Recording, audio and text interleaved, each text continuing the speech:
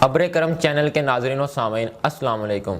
آج ہمارے ساتھ موجود ہیں بہت ہی مذہبی اسکالر ڈاکٹر پروفیسر حافظ غلام محی الدین صاحب، اور آج ہم ان سے بہت ہی ایک اہم موضوع پر گفتگو کرنے جا رہے ہیں، وہ ہے بھائی چارہ۔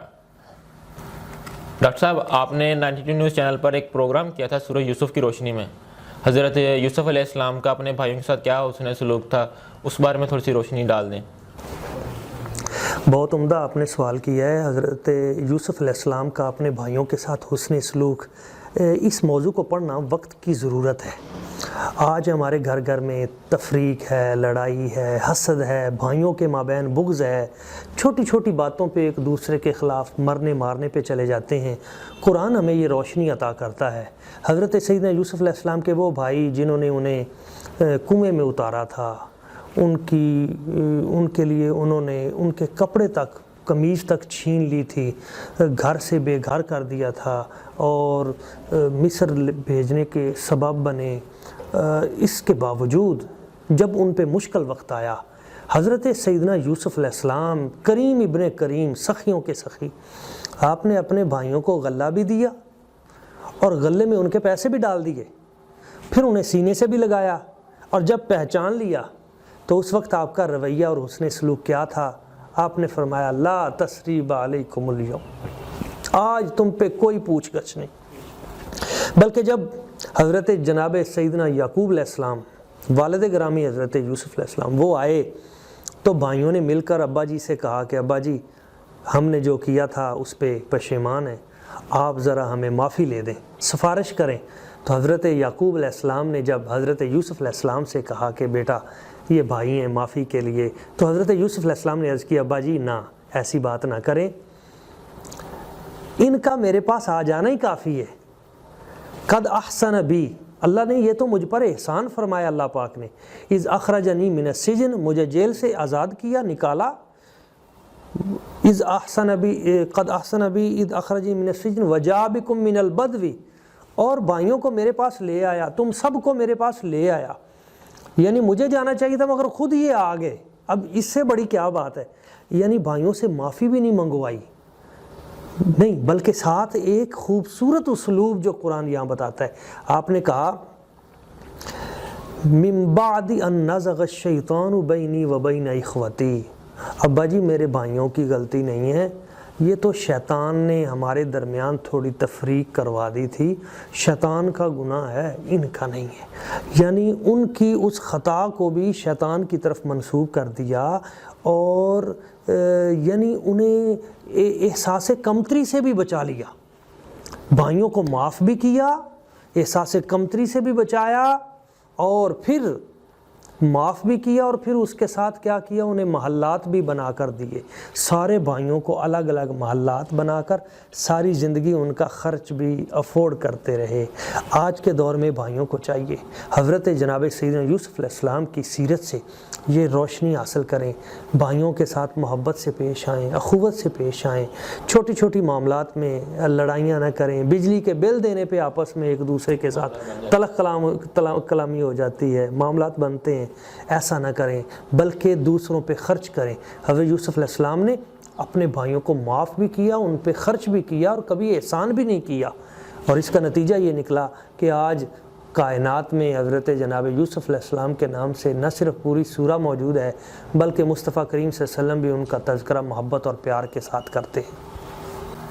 سر ماشاءاللہ بہت عمدہ گفتگو فرمائی آپ نے حضرت یوسف علیہ السلام کی روشنی میں کہ کس طرح بھائی چارے ہونا چاہیے، کس طرح تعلقات ہونے چاہیے۔ سر آج کل جس طرح لوگ ایک دوسرے کا بھائی بھائی کا حق مارتے ہیں، اس کے بارے میں کیا ہے کہ ہاں جی یہ بڑا اچھا آپ نے اٹھایا کہ بھائی بھائی کے ساتھ حسن سلوک کرے، تو جو کوئی دوسرے کے ساتھ زیادتی کرتا ہے، حق مارتا ہے، تو اس کا کیا انجام ہوتا ہے؟ دیکھیں نبی پاک صلی اللہ علیہ وسلم کے امتی کا یہ حق نہیں بنتا کہ وہ کسی اپنے بھائی کا حق مارے۔ جس امتی کے نبی کی یہ شان ہو، حضور فرماتے ہیں کہ بچپن میں جب حضرت حلیمہ سعدیہ آپ کو دودھ پلایا کرتی تھیں تو حضور ایک سائیڈ سے فیڈنگ کرتے تھے، دوسری سائیڈ سے نہیں۔ جب جوان ہوئے تو حضرت حلیمہ سعدیہ نے ایک بار پوچھا، حضرت عبداللہ ابن عباس اس کے راوی ہیں، حضور آپ ایک سائیڈ سے دودھ پیتے تھے دوسری طرف سے نہیں، کیوں؟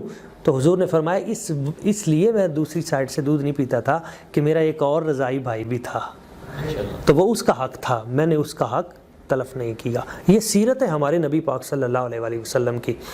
کسی دوسرے کا جو حق مارتا ہے اس کے ساتھ کیا بنتا ہے، اس بات سے اندازہ لگا لیں کہ قابیل نے حضرت حابیل کا حق مارا تھا۔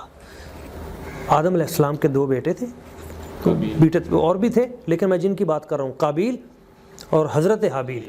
قابیل قاتل بنا، حضرت حابیل ولی کامل بنے۔ قابیل نے حضرت حابیل کا حق مارا، زیادتی کی، باپ کے سمجھانے کے باوجود باز نہ آیا اور اپنے بھائی کا قاتل بن گیا قابیل۔ نتیجہ کیا نکلا قتل کرنے کے بعد؟ حالانکہ بھائی نے وہاں بڑا پیارا اسلوب، لئن بسطت الی یدک لتقتلنی ما انا بباسط یدی الیک لیقتلک، بھائی جان اگر آپ مجھے قتل کرنے کے لیے ہاتھ بڑھائیں گے تو آپ بڑھائیں، میں آپ کو قتل نہیں کروں گا، نہ میں اپنا ہاتھ بڑھاؤں گا، آپ نے جو کرنا ہے کر لیں۔ کیا خوبصورت انداز ہے قرآن کا، بلاغت قرآنیہ بھی دیکھیے۔ اور ہاتھ نہیں بڑھایا، قتل ہو گئے، اپنی جان دے دی۔ نتیجہ کیا نکلا؟ وہ جو قابیل تھا اس نے وہ ظلماً اس عورت سے جو ممنوع تھی شادی کی، پھر وہاں سے بھاگ گیا۔ حضرت آدم علیہ السلام آئے تو وہ جا چکا تھا ایک اور علاقے میں، جا کر وہاں اس نے اپنا مذہب بھی تبدیل کر لیا، دائرہ اسلام سے خارج ہو گیا، کافر ہو گیا۔ اور اس کے بعد اس کی جو اولاد ہوئی اس عورت میں سے پہلا بچہ جو ہوا وہ نابینا تھا۔ اب وہ نابینا جو بچہ تھا، ایک دن اس نے اپنے بچے سے پانی مانگا تو اس بچے نے آگے سے پانی کی بجائے پتھر مارا اپنے باپ کے، جو اس کے سر پہ لگا اور یہ مر گیا۔ یعنی بھائی نے بھائی کا حق مارا تو اس کے بیٹے نے اپنے باپ کا حق مارا، اس کے بیٹے نے باپ کا قتل کیا، بھائی نے بھائی کا قتل کیا تو اس کے بیٹے نے اس باپ کا قتل کیا جس نے اپنے بھائی کو قتل کیا تھا۔ یعنی جو شخص اس معاشرے میں اپنے کسی بھائی کے ساتھ ظلم کرے گا، کسی کے ساتھ زیادتی کرے گا، اس کی نسلیں اس کے ساتھ زیادتی کریں گی، اس کے گھر میں اس کے خلاف جو جن کے لیے یہ سارا کر رہا ہے نا، بھائیوں کے حق مار رہا ہے، جس اولاد کے لیے، وہی اس کے کل کو خلاف ہو جائے گی۔ تو یہ بڑا اسلام کا خوبصورت پہلو ہے، ہم نے بھائیوں کو حق دینے ہیں، اپنے حقوق بھی دینے ہیں، ان پہ خرچ کرنا ہے۔ اسلام کہتا ہے کہ صلہ رحمی کیجئے، جو جتنا زیادہ بھائیوں پہ خرچ کرتا ہے اللہ کریم کی ذات اسے اتنا ہی زیادہ اپنے قرب سے نوازتی ہے۔ ڈاکٹر صاحب آپ کی باتوں سے یہی اندازہ لگایا جا سکتا ہے کہ بھائی چارہ آج کل کے معاشرے کی سب سے اہم ضرورت ہے، اس کو کیسے قائم کیا جائے اور ایک بھائی اپنے دوسرے بھائی کا حق کیسے ادا کرے، اس کی تھوڑی سی روشنی ڈال دیں۔ جی یہ بھی بہت عمدہ بر وقت سوال ہے اور معاشرے کی ضرورت ہے، بھائی کا حق کیسے دے۔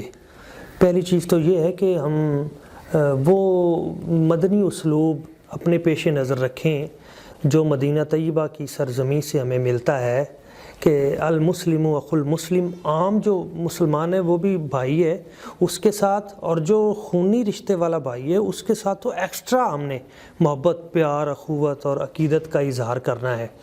آپ دیکھیں نبی پاک صلی اللہ علیہ وآلہ وسلم حضور نے فرمایا 4 دعوات لا تردو، 4 دعائیں وہ ہوتی ہیں جو کسی حال میں رد نہیں ہوتی، 4 دعائیں قبول ہی قبول ہیں۔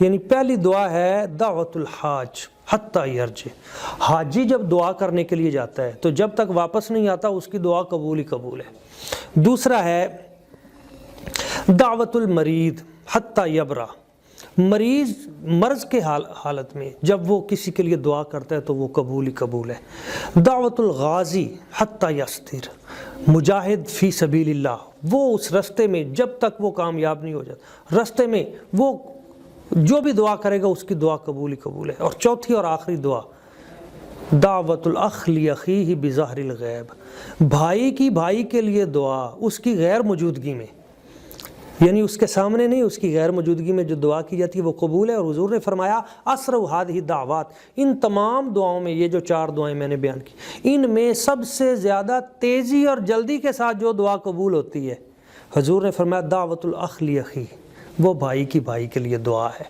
تو جہاں ہم نے بھائیوں کے حقوق ادا کرتے ہوئے اپنے بھائی کی تعلیم کا خیال کرنا ہے، اس کی تربیت کا خیال کرنا ہے، اسے نشہ آور چیزوں سے بچانا ہے، اس کا رخ ہم نے مسجد کی طرف کرنا ہے، اس کو دینی تعلیم ہم نے دینی ہے، اس کو ہم نے معاشرے میں برسر روزگار کرنا ہے، اس کو اس کی شادی کے معاملات جو ہیں ان میں اگر والد صاحب دنیا سے رخصت ہو گئے یا کوئی، تو ہر حال میں ہم نے تعاون کرنا ہے، اس کے بچوں کے ساتھ اس نے سلوک کرنا ہے، اس کے اہل خانہ کے ساتھ گھر میں رہتے ہوئے کوشش کرنی ہے کہ ہم ان سے محبت، پیار، اخوت والا، عقیدت والا رشتہ وہ کریں، وہاں اس کے ساتھ ساتھ ہم نے اس کے لیے دعا بھی کرنی ہے۔ حضرت یوسف علیہ السلام نے بھائیوں کو صرف معاف نہیں کیا تھا بلکہ ساتھ کہا تھا یغفر اللہ لکم، اللہ تعالیٰ تمہاری مغفرت فرمائے۔ اور حدیث پاک میں ہے کہ جب بھائی اپنے بھائی کے لیے دعا کرتا ہے تو اس کے سر پہ ایک فرشتہ آ کے کھڑا ہو جاتا ہے، اور وہ فرشتہ کہتا ہے کہ جو تم نے مانگا ہے بمثل ذالک، جیسے تو نے اپنے بھائی کے لیے دعا کی ہے اسی طرح کی دعا تیرے لیے بھی ہے۔ تو ایک اور روایت میں امام غزالی جو لے کے آئے ہیں وہ کہتے ہیں کہ جب تم اپنے بھائی کے لیے دعا کرتے ہو تو اللہ تعالیٰ کی ذات تمہارے بھائی کو وہ چیز بعد میں دیتی ہے، تمہیں وہ چیز پہلے عطا کرتی ہے۔ تو یہ بڑی چیز ہے۔ حضرت ابراہیم بن آدم انہوں نے ایک بار خانہ کعبے کو ایسے، وہ رات کو عبادت کرتے تھے جب لوگ کم ہوتے تھے، تو حجر اسود کو ایسے کجاوے میں لے لیا، تو چوم رہے تھے، تو دعا کر رہے تھے یا اللہ میرے لیے برکت نازل فرما، میرے لیے خیر نازل فرما، اپنے لیے۔ تو خانہ کعبے سے آواز آئی تو دوسروں کو شریک کر۔ کیا مطلب؟ فرمایا تو اپنے لیے مانگ رہا ہے، ایسے نہیں دعا قبول ہوتی، دوسروں کے لیے مانگ، جب دوسروں کے لیے مانگے گا تیرے لیے خود بخود ہی قبول ہو جائے گی۔ تو یہ ضروری ہے کہ ہم اپنے بھائیوں کے لیے نہ صرف اچھے القاب استعمال کریں، ان کے تعلیم و تربیت کے معاملے میں تعاون کریں، بلکہ ساتھ ساتھ ان کی صحت کے لیے، ان کی عافیت کے لیے، ان کی آخرت کے لیے، ان کی بہترین اچھی زندگی کے لیے دعائیں بھی کرتے رہیں۔ یہ چند چیزیں ہوں گی تو اس سے ہمارا معاشرہ یہ مواخات مدینہ کی طرف چلا جائے گا۔ جب حضور مدینہ طیبہ میں آئے تھے تو حضور نے سب کو بھائی بھائی بنا دیا تھا، اور اس بھائی بھائی کی برکت یہ تھی کہ پورا مدینہ طیبہ اس میں برکت، رزق کی فراوانی، خیریت، سلامتی، ایک دوسرے کی عزت و حرمت کی پاسداری، یہ تمام چیزیں شامل ہو گئیں۔ اس کے لیے ضروری ہے کہ مواخات مدینہ کے بعد اب ہم مواخات پاکستان اور مواخات عالم اس کے قیام کے لیے اپنی صلاحیتوں کو وقف کر دیں۔ اللہ تعالیٰ قبول فرمائے۔ ڈاکٹر صاحب بہت عمدہ وضاحت فرمائی ہے کہ آپ اگر اپنے بھائی کے لیے پہلے دعا کریں گے تو وہ آپ کے لیے قبول ہوگی۔ بالکل صحیح۔ اسی طرح کہ اگر آپ بتا دیں اگر بھائیوں میں لڑائی جھگڑا ہو جائے، دوستوں میں ہو جائے، تو بعض اوقات صلح ہو جاتی ہے، صلح ہونے کے بعد دل سے قدورت نہیں جاتی، اس کے بارے میں کیا حکم ہے کہ کس طرح دور کی جائے؟ بہت اچھا جی۔ پہلی بات تو یہ ہے کہ واقعی یہ ایک حقیقت ہے جو آپ نے بیان کی ہے، معاشرے میں ہم لوگ دل سے معاف نہیں کرتے۔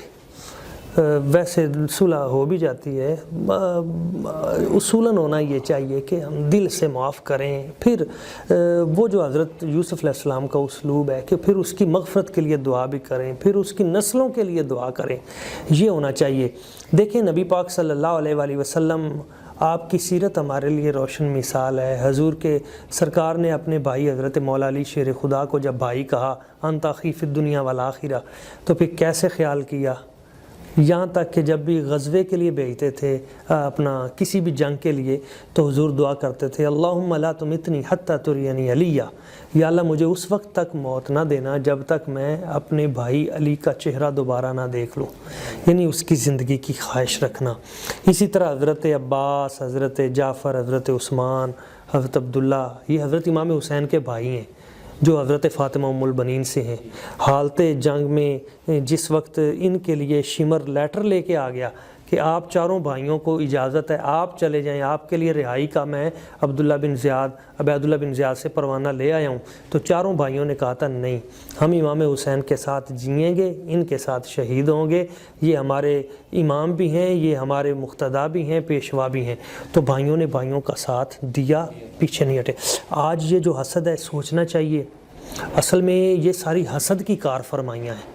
حسد جو ہوتا ہے نا، یہ حدیث پاک میں ہے کہ ایاکم الحسد فإن الحسد یاکل الحسنات کما تاکل النار الحطب۔ حسد نیکیوں کو یوں کھا جاتا ہے جیسے آگ لکڑیوں کو کھا جاتی ہے۔ بھائی سے بھائی کی گاڑی نہیں دیکھی جاتی، اس سے اس کی تنخواہ نہیں دیکھی جاتی۔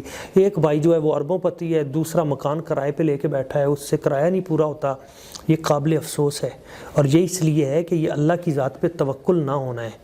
آپ اللہ کی ذات پہ توکل کریں، بھائیوں کی خدمت کریں، بے پناہ اللہ رزق عطا فرمائے گا، اور حسد کو نکال دیں۔ سورہ یوسف کا پہلا درس یہ ہے، حضرت یعقوب علیہ السلام نے فرمایا تھا اپنا خواب بھائیوں کو نہ سنانا، حسد پیدا ہوگا۔